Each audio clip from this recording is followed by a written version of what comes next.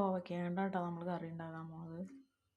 വലിയ ഒരു സവോളയും 2 ചെറിയ തക്കാളിയും ഒരു 3-4 വെളുത്തുള്ളിയും കൂടി നമ്മൾ ചോപ്പറിലേക്ക് ഇട്ട് കൊടുക്കുന്നുണ്ട്. ചോപ്പ് ചെയ്തിട്ടെടുക്കാം.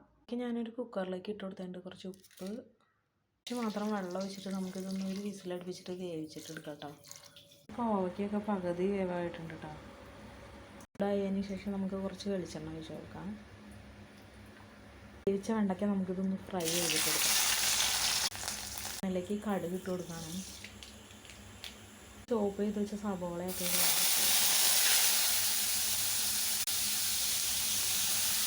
ഇതിലേക്ക് കറിവേപ്പില ഇട്ട് കൊടുക്കുന്നുണ്ട്. പിടിച്ചോളൂ.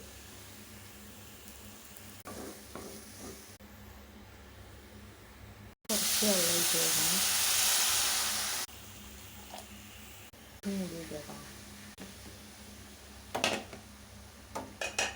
ഇനി ഇതിലേക്ക് വെണ്ടയ്ക്ക നമ്മൾ ഫ്രൈ ചെയ്തില്ലേ അതും കൂടി ഇട്ട് കൊടുക്കണ്ട. കോവയ്ക്ക ഫ്രൈ ചെയ്ത് ഇട്ട് കൊടുത്തിട്ട് നമുക്കൊന്ന് മൂടി വെച്ച് കൊടുക്കുന്നുണ്ട്.